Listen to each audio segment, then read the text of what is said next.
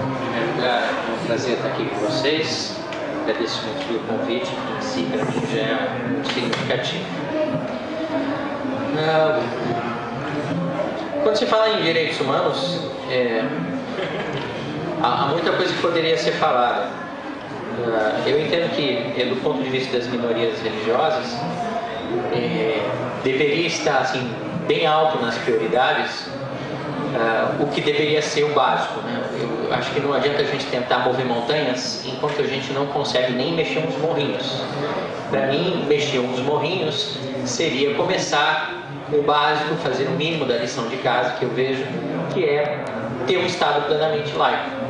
É claro que não podemos deixar simplesmente de lado nenhuma demanda mais complexa, mas, enfim, querer instalar uma UTI de última geração quando as pessoas estão morrendo de fome, assim, na porta do hospital, fazendo mal comparando, eu acho que não adianta, né? Você tem que, antes de você tentar correr uma milha, tente correr 10 metros.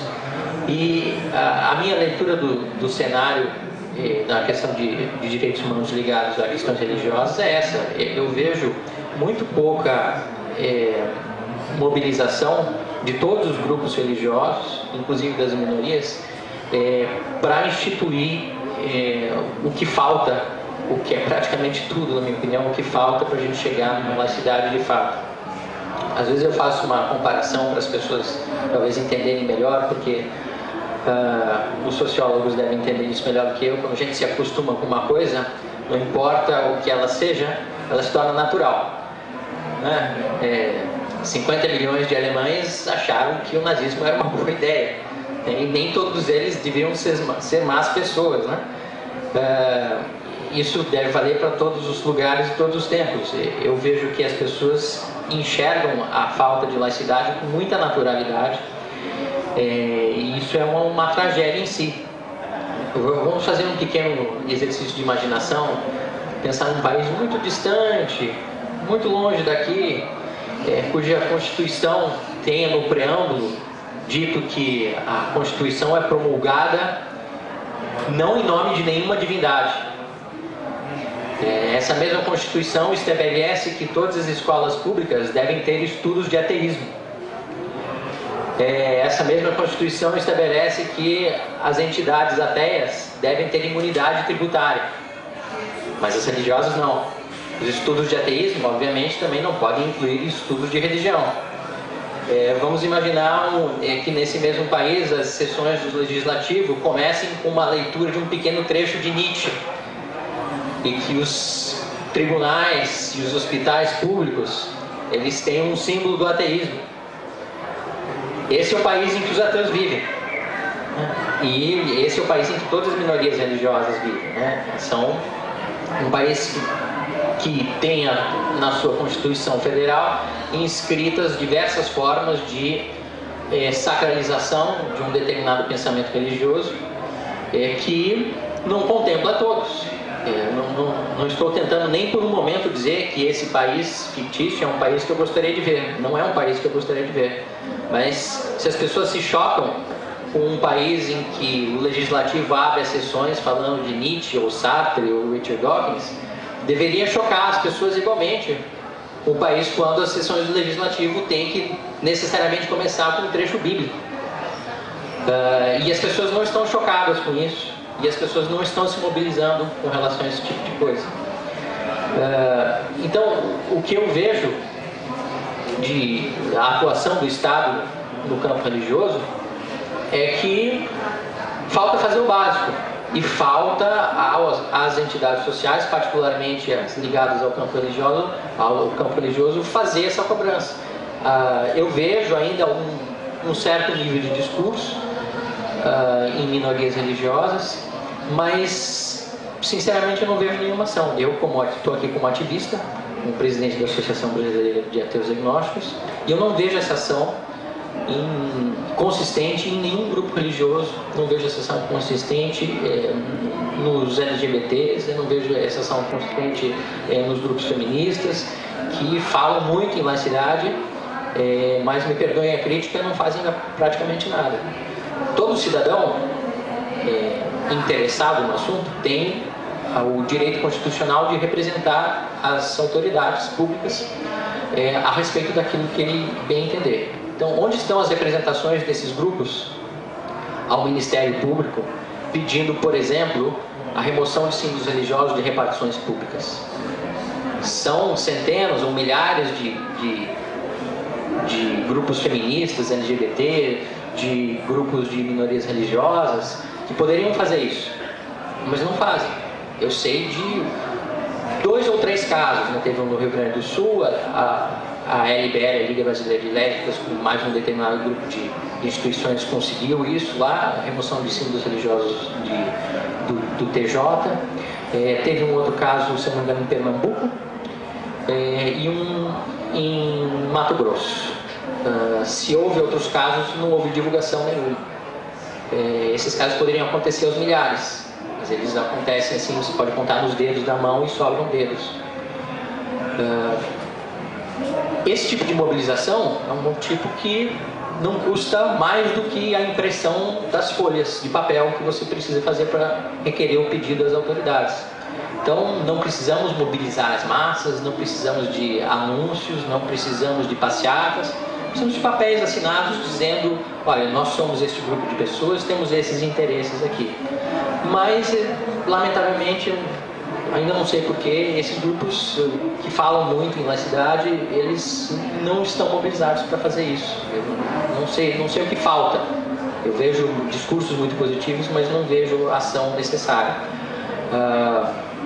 Nesse sentido, eu tenho tentado fazer a minha parte através da TEA, representando o Ministério Público estadual, federal, sempre que necessário, no caso de símbolos religiosos, no caso de ensino religioso que frequentemente, ao contrário do que a lei manda, né, frequentemente ele é proselitista, né?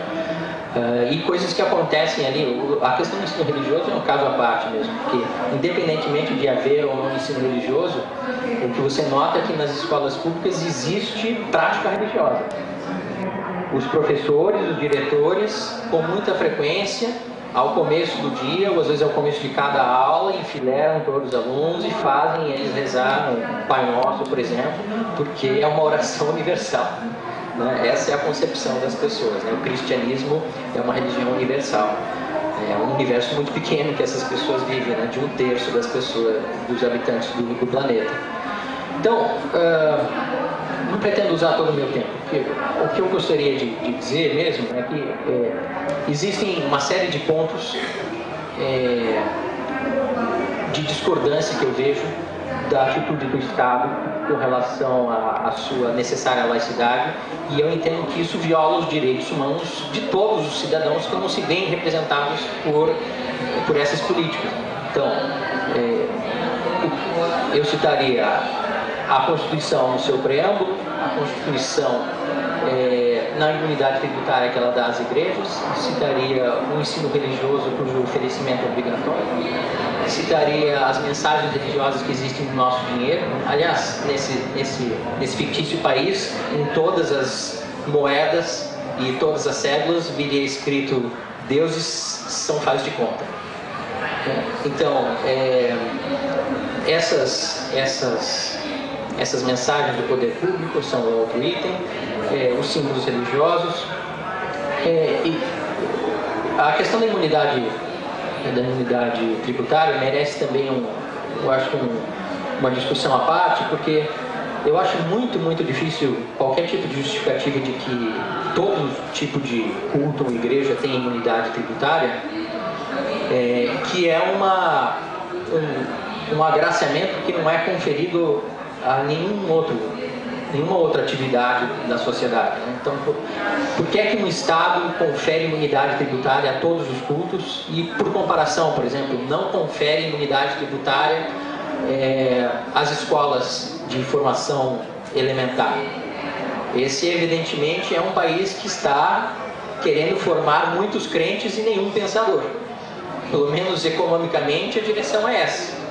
Vamos subsidiar, porque a imunidade tributária é um subsídio de outra maneira. Em vez de dar o dinheiro diretamente na mão do indivíduo, ele deixa de cobrar liquidamente, é isso que ele está fazendo. É como se fosse dinheiro público dado na mão daquele cidadão. É como se ele desse o imposto, depois vem o Estado e devolve o imposto na mão dele. Toma, a gente não está precisando disso. Não precisamos construir hospitais, não precisamos construir escolas, não precisamos contratar professores. Fica com esse dinheiro que construir igreja é mais importante como política pública. Essa é a mensagem que a nossa Constituição dá quando dá imunidade tributária a todos os cultos. E não dá, obviamente, não dá aos ateus, né? A minha associação não tem esse mesmo tipo de benesse. Por quê? Eu entendo que isso como todos os outros casos que eu citei, entendo que isso é uma política discriminatória. Por que o Estado, para o qual eu pago impostos, para o qual os milhões de ateus do Brasil pagam impostos, não tem... Por que os direitos são diferentes? A Flávia citou a questão do IBGE, também não posso deixar de falar sobre isso.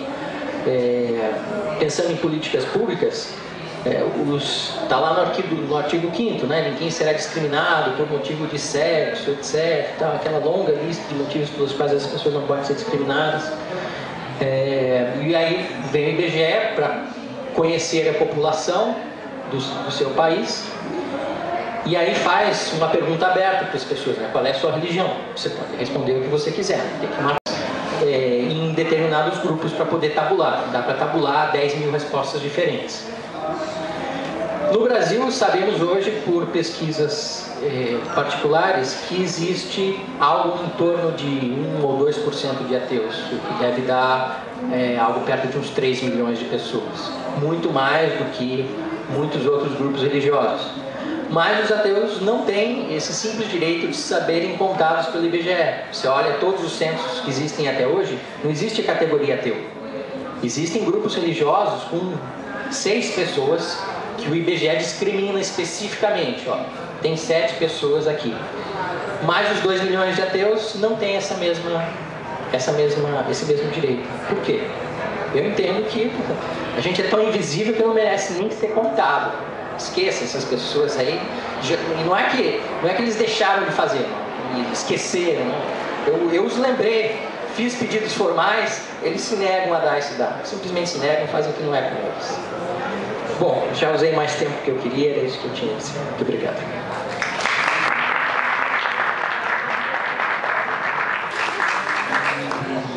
Obrigadíssima aí a todos pelas falas muito qualificadas, empolgadas, no caso do Paulo também. E aí a gente vai abrir para perguntas que vocês tenham a fazer para a mesa, lembrando que até onde a gente sabe, a nossa mesa se encerra por volta de 12h40, não é isso? Mas vamos conduzir até onde a organização nos permitir. Vou pedir que quem queira fala seu nome, instituição a qual está afiliado.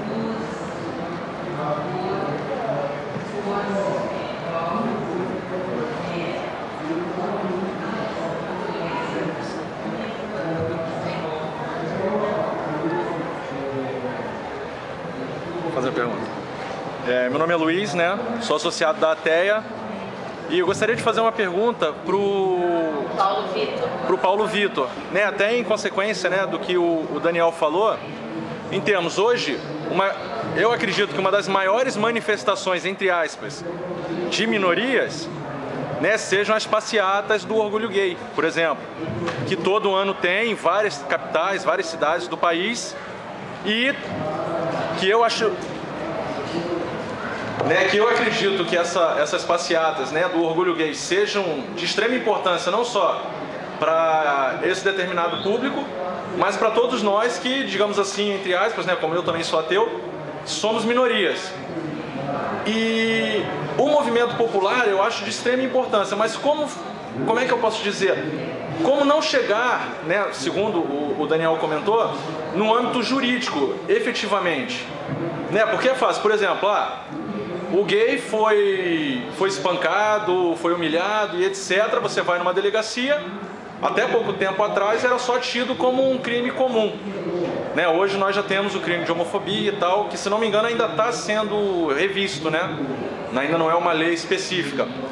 Né? E digamos assim, né, como é essa falta de lobby no Congresso, né, de repente até participações públicas, né, como petições, como é que eu posso falar, como pequenas sugestões ao poder público, né, de estar tornando, que eu acredito não ser uma tão minoria assim, porque juntar 2, 3 milhões de pessoas num único evento, eu considero bastante gente, né, que teria um poder político excepcional, né, vamos falar assim, em estado de São Paulo, que é o estado que eu resido hoje, digamos assim, não enfrentar, como é que eu posso dizer, efetivamente, né, essa bancada evangélica que está hoje aí fazendo, como é que eu posso dizer, a Idade Média estão tentando retornar à Idade Média, né, com a discriminação, tudo dentro da lei, né, eu gostaria da opinião sua, né, por que de repente essa falta jurídica, tanto de várias instituições que eu conheço também, na minha cidade tem, falta, digamos assim, eles pedem apoio da prefeitura, mas não se manifestam, digamos assim, efetivamente, com petições, entrando judicialmente contra esses acordos, etc. Eu queria saber a sua opinião sobre isso.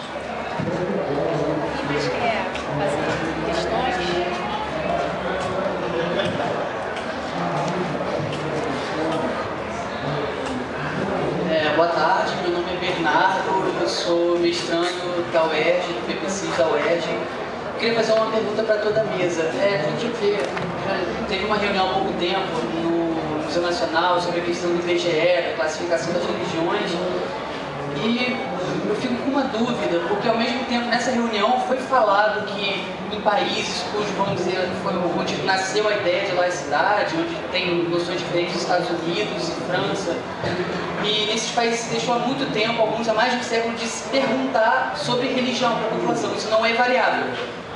Então eu não sei até que ponto isso é um avanço, um retrocesso ou um indicativo da gente estar questionando, será que você exigir o direito a ser uma variável na estatística é um direito ou realmente o passo, quer dizer, o caminho a uma ideia laica não seria simplesmente você não mais se importar com isso? Tipo, isso está na esfera pública, não está?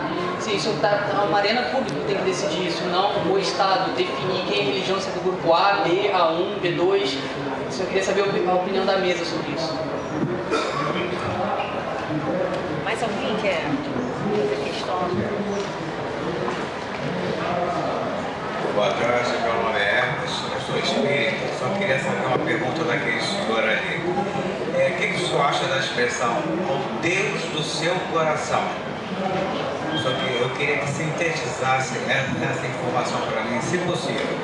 Ao Deus do seu coração. Eu acho que foi uma forma respeitosa a todos, que tenham ou não tenham Deus, mas todos, eu creio que todos nós temos um Deus no nosso coração. Só isso, muito obrigado.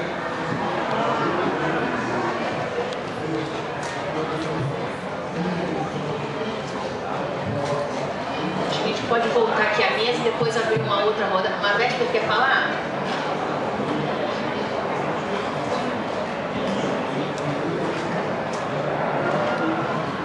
Oi, meu nome é Marvete Kelvin, eu sou presidente da Primeira Igreja de Bruxaria Wicca do Brasil e da Abra-Wicca, Associação Brasileira de Filosofia e Religião Wicca.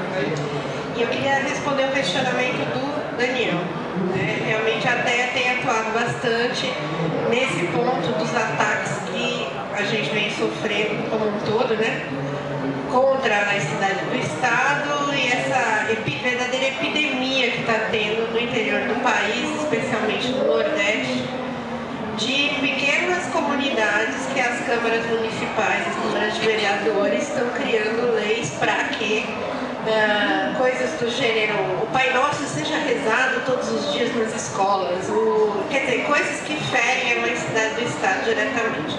Só que eu queria responder seu questionamento, porque que muitas vezes nós, que também somos militantes, representantes de religiões minoritárias, talvez a minha religião, o Wicca, que é a bruxaria moderna e o paganismo, seja uma das menores do país, né? Apesar de que a gente tem um número razoavelmente expressivo de pessoas, mas não chega a ser, lógico, comparável nem ao número de cristãos, nem ao próprio número de ateus, né? Eu acho assim, se todas as vezes que a gente encontrasse esses ataques, por exemplo, eu como representante de uma determinada igreja, fosse ao Ministério Público, o que ia acontecer?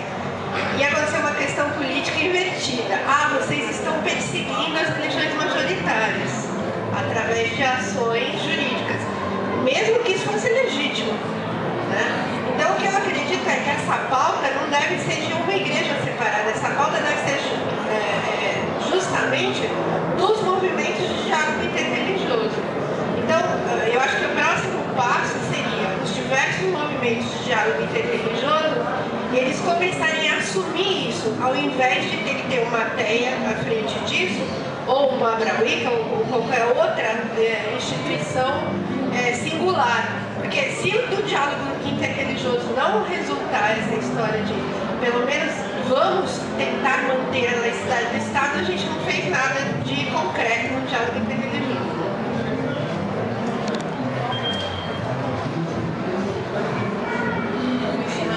Quer falar também? Quer, mas pode ser na próxima rodada também. Pode ser, você quer falar? Então, Pedro, Renata e... Daqui a pouco vão esquecer as perguntas. Bom, bom dia a todas e todos. Parabenizar a mesa, a condução da Cris, do debate. Enfim, queria fazer um comentário rápido e uma sugestão também para a gente pensar junto. Me surpreendeu na fala dos três, né? não tanto da Flávia, mas a partir da fala da Sandra, do Paulo, do Daniel, uma perspectiva muito marcada de construir um marco regulatório que é um marco regulatório com identidade, com definição religiosa e aí com toda a provocação, com toda a dificuldade que a gente tem de compreender essa lógica no marco dos direitos humanos, né? E aí foi mencionado agora também uma produção legislativa ou de medidas do Executivo Municipal também que vão contra a própria legislação, que vão contra a Constituição, né? O Paulo fez a menção do slogan, vive assim, Constituição não, e que de alguma maneira já nos permite, e aí uma provocação também para o pessoal do ISER, Henrique, Flávio, a gente pensar um mapa das violações de reconhecimentos legais, de marcos legais por parte do Estado. Quando um município decide que o aborto naquela cidade não vai ser praticado, mesmo o aborto legal, que é previsto constitucionalmente, que é previsto no marco regulatório, diz assim, não, está previsto na Constituição, mas aqui no município não vai ser praticado. Ou medidas como foi comentada de abertura de processos legislativos com a leitura de um versículo da Bíblia, como acontece aqui no estado do Rio de Janeiro. Quer dizer, a gente pode já ser capaz de fazer um mapa brasileiro de violações de direitos cometidos pelo próprio Estado, né? É muito comum a gente, nos espaços de direitos humanos, ver e reconhecer o Estado como o principal violador de direitos humanos na população. Mas essa é uma outra marca, uma outra lógica que a gente começa a perceber. Como é que ele próprio viola os direitos humanos, os direitos que ele cria. Então, essa relação é uma relação realmente que para mim chamou muita atenção nessa mesa. Um espaço de religião por direitos, a gente olhar o Estado com tanta crítica, com tanta capacidade de violação de reconhecimento de direitos construídos historicamente no processo democrático. Acho que são três falas diferentes, olhares diferentes, complementares, mas que me preocupam imensamente na perspectiva de reconhecimento do campo dos direitos humanos no Brasil. Queria parabenizar e fazer só esse comentário. Obrigada.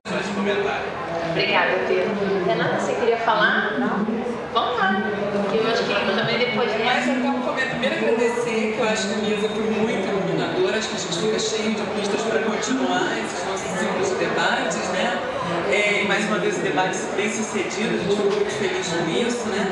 Mas assim, eu estava lembrando da Eco 92, né? Porque eu estava na Eco 92, né? E a gente está pensando assim, esse outro contexto que a gente está vivendo, que por um lado a gente vê que existem instituições democráticas já muito mais consolidadas, né?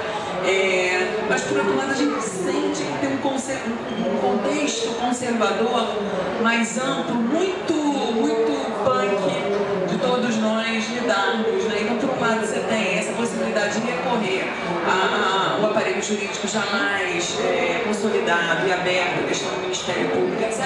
E por outro, na verdade, a gente tem que reconhecer que todos nós aqui abertos ao diálogo, somos minorias religiosas ou não religiosas, mas minorias no certo sentido, porque a grande maioria talvez não esteja aberta para esse diálogo, esses desafios, né? Então eu queria também chamar a atenção que além essas duas pautas que apareceram na mesa, uma do recurso aos direitos, ao campo jurídico, digamos assim, mas por outro lado eu acho que o Paulo trouxe uma pista importante desse trabalho de disputar valores mais bases, né? Que eu acho que, num certo sentido, é muito desafiador, é difícil para a gente pensar como é que começaria, como é que daria conta, pensando que essa capilaridade dos conservadores é muito maior e mais ampla daqueles que estão dispostos a sentar para conversar e pensar que a gente pensasse junto um pouco como é que a gente vence esse desafio. Algumas pistas para isso, né?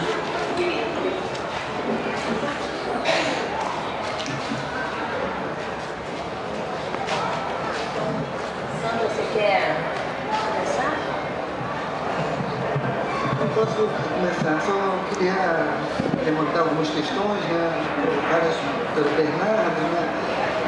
Bernardo, eu tenho que ver, eu acho que tem uma série de questões para discutir. Eu acho que o que eu tentei marcar de alguma maneira é que no Brasil essa questão da religião é inteiramente distinta do que é colocado, né, na França, nos Estados Unidos. Então, assim, para a gente dar conta da especificidade mesmo da formação histórica brasileira, pensar como é que se der essa relação. Claro que eu não tentei nem daria tempo de mapear toda essa discussão, mas de pensar essa especificidade. Por outro lado, quer dizer, eu acho que é uma pergunta que você faz. Por que nós temos necessidade? Temos. Porque você viu no debate que todo mundo quer saber os dados do IBGE, e isso como uma coisa fundamental para nós entendermos enquanto, não só entendermos, enquanto nação também, porque esse foi, de alguma maneira, esse projeto de nação, né, sempre, na verdade, levou em consideração essa questão da religião, do pluralismo religioso, da chamada, né, liberdade religiosa que se tem. Então, esse foi o modelo que foi colocado. Por outro lado, eu queria só esclarecer que eu sou a favor de um Estado laico. O que eu estou chamando a atenção é que foi um projeto que foi derrotado em 1988, a despeito de todo o movimento que nós fizemos, dos abaixo-assinados, entende? Enquanto educadores, entende? Junto ao governo. Mas foi um projeto que foi derrotado porque foi incluído novamente a questão do ensino religioso na Constituição. Tá?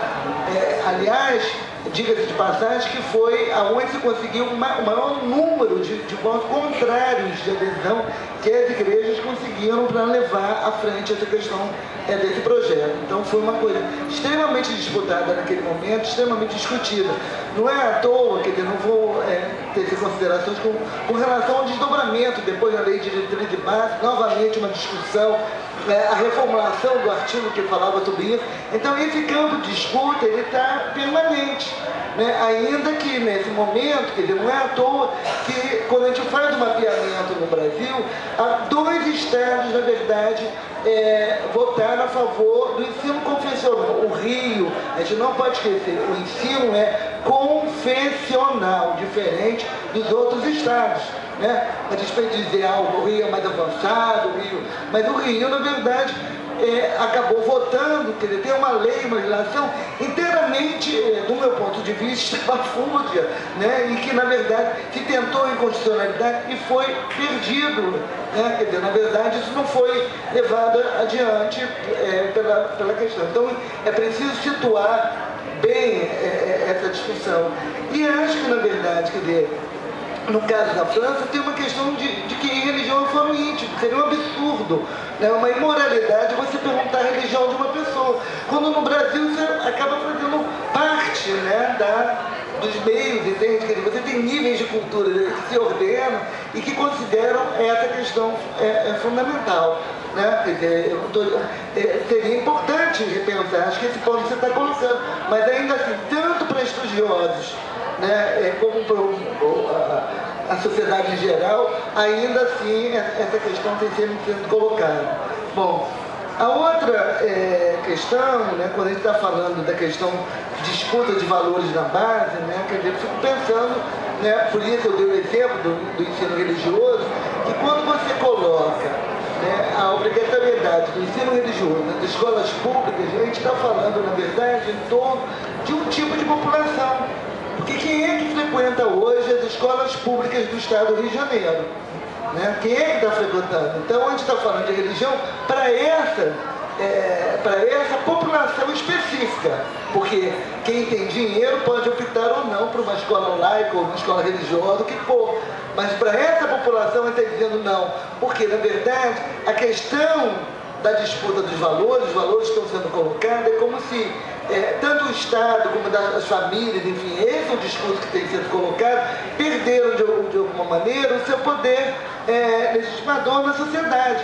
Então, que só a religião, eu não estou concordando com isso não, estou dizendo qual é o discurso que tem sido levantado. Só a religião, na verdade, daria, né, exemplo dos valores morais mais eficazes. E mais do que isso, a relação de que com religião você, na verdade, sem religião, o indivíduo não seria cidadão pleno. Né? Isso é gravíssimo, mas é essa discussão que, na verdade, tem sido levantada em torno do debate com relação à questão do ensino religioso e que muitas vezes a gente não se atenta para essa discussão. Eu diria que, na verdade, toda a questão da implantação... Deixa eu toque para fechar. Mas então, vocês me colocaram numa situação, você na mesa, nessa pergunta, de responder pelo movimento gay feminista. Movimentos que tem um monte de grupos, perspectivas, enfim, mas acho que dá para pensar uma coisa geral. Eu acho que, enfim, acho que tem que partir, acho que, do princípio que um movimento não tem que pautar o outro e que cada movimento constrói as suas pautas. Então, eu acho que falar que o movimento gay ou feminista não entra na defesa do tema da laicidade, eu acho que é um problema, porque entra sim. Paradas gays já foram realizadas com esse tema. A MBL, a Liga Brasileira de Lésbicas, entrou com uma ação na defesa da laicidade em alguns momentos. Então, fazer isso eu acho que é simplificar a coisa. E um outro argumento que a gente pode pensar de por que não, a laicidade talvez faça muito sentido na perspectiva que vocês estão lendo, mas o movimento gay, o movimento feminista, está procurando uma busca dos valores. É essa a dimensão de luta. A busca de uma outra sociedade, de um outro modo de encarar as experiências do corpo, as possibilidades de experimentação, de recurso a gênero. Então, retirar o crucifixo do STF, enfim, é uma questão que supera, uma questão importante, mas para o movimento é interessante a mudança de perspectiva sobre o que é mulher, o que é homossexualidade. É uma mudança mais cultural do que da retirada desses elementos. Então, assim como não há um movimento, claro, de tentativa de pautar o movimento gay, movimento lésbico, pautar o movimento dos ateus, eu acho que também a gente tem que encarar que as demandas são outras, as perspectivas são diferentes sobre o Estado e sobre a luta que a gente deve fazer. Aí eu acho que tem... Eu acho que o Pedro colocou uma coisa legal sobre esse mapa das violações do direito do Estado, que no caso das homossexualidades é interessante pensar que é na questão mais do cotidiano, dos operadores do direito na base, mas no caso das políticas de saúde das mulheres, enfrentam uma própria regulamentação das secretarias municipais, enfim, na tentativa de retirar esse direito. Mas aí a questão que o Pedro colocou, né, para a mesa, eu acho que remete um pouco à questão que o Caio, Fábio, Bernardo coloca, do porquê numerado, porquê quantificado. Aí eu acho que eu me aproximo um pouco de uma perspectiva, enfim, teórica que a gente gosta lá, um grupo que eu faço, da minha orientadora, um grupo que eu faço parte do museu, que o Estado opera a partir de uma série de ficções. Então são ficções de direitos, ficções de conhecimento, ficções de regulações, que na verdade essas ficções são elementos importantes para a organização do Estado a partir de suas margens. Então são ficções que são criadas para dizer quem está dentro, quem está fora, e não só dizer quem está dentro, quem está fora, de dizer quem não está em nenhum lugar também, para atuar como medidas de exceções nessas situações. É uma coisa que precisaria de maior tempo, mas a Cris já está balançando a cabeça, a menina de laranja já chegou.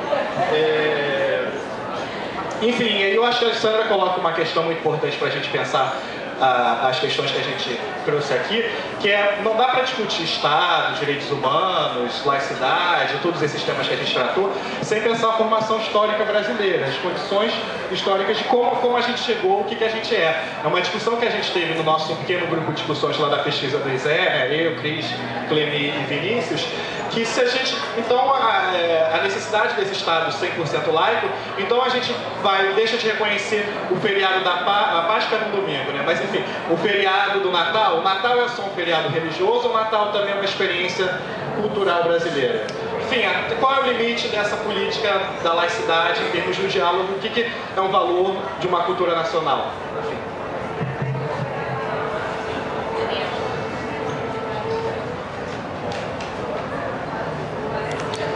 Ok, respostas rápidas para todo mundo. A questão dos fóruns interreligiosos, que a Mavespa levantou, sim, eles seriam excelentes grupos, seriam excelentes candidatos para propor iniciativas junto ao Ministério Público, junto ao Judiciário, serão excelentes ferramentas, né? Seria ótimo ver fóruns interreligiosos lutando pela laicidade. O fato é que eles não fazem isso. Eles nem estão admitindo as minorias religiosas, quanto mais lutar pela laicidade de fato. Então, sim, seria ótimo, mas eles não fazem. Se eles não fazem, bem, alguém tem que fazer. Sei que é um trabalho sujo, mas alguém tem que fazê-lo, né? Onde estão as pessoas para fazer esse trabalho? Quanto a outra possibilidade de inscrição no dinheiro, me perdoe, terrível. Qualquer menção a qualquer divindade vai necessariamente não contemplar milhares de outras religiões e os ateus, sempre, né? Mesmo que seja uma expressão genérica monoteísta, como ficam os politeístas? Como ficam os monoteístas de outros grupos religiosos? Como ficam os animistas? Você sempre vai excluir um bando de gente. A única maneira que tem de ser laico é ser neutro e zíper. Fecha a boca, não tem que ficar falando de religião no meu dinheiro, é o meu dinheiro. Não tem que estar falando a religião dos outros lá. Quanto à questão das estatísticas, eu acho que é uma visão muito equivocada. Eu ficaria muito surpreso se os censos dos Estados Unidos e da França, ou de qualquer outro país, não tivessem uma pergunta sobre a religião das pessoas. Não tem. Não entendo isso, sinceramente. Não entendo. Porque vamos chamar de reducionista daí para cima, né? Mas eu acho que a informação é um direito fundamental. Não significa que eu tenho direito a saber qual é a sua religião. Aí que vem o X das estatísticas, né? A estatística censitária, ela é anônima. Eu acho que é muito importante, tanto para o pesquisador como para a sociedade, conhecer o que está acontecendo, tanto em termos religiosos, como em termos econômicos, como em termos da saúde pública. E os paralelos, eu acho que acontecem em todos os campos, né? É ilegal um empregador chegar para você e te obrigar a dizer, ó, você é soropositivo ou não? Não pode. Mas o Estado e a sociedade quer saber quantos indivíduos são soropositivos. Mesmo que isso nem determine uma política pública, essa é uma informação importante. Queremos saber qual é o mundo em que vivemos, né? Eu, sinceramente, não vejo nenhum mal em perguntar a religião das pessoas apenas, única e exclusivamente no censo. Fora disso aí eu concordo. Em qualquer outra ocasião fora, não consigo imaginar uma boa justificativa para isso. Ok. A gente vai ter que realmente encerrar a mesa hoje, mas dizer que o ISE está promovendo uma série de mesas redondas na Cúpula dos Povos, né? Então no sábado a gente tem uma mesa do MIR a partir das 14 horas. No dia 18 tem uma mesa Brasil-Haiti, a gente vai estar trabalhando a divulgação disso aí para vocês. E também no dia 19 tem uma mesa coordenada aí pelo Hélio Silva sobre tolerâncias, que acho que também vai ser muito interessante, atravessando um pouco esses debates. E ainda hoje tem outra mesa que eu não sei exatamente qual vai ser, mas depois a gente vai anunciar. Memória, Verdade e Justiça. Me desculpa, tá, Marisa? E dizer uma coisa, né? Eu sinto muito pela Flávia não estar aqui nesse momento, porque justamente a Flávia é uma pessoa que é uma militante, né? Uma pesquisadora também, que está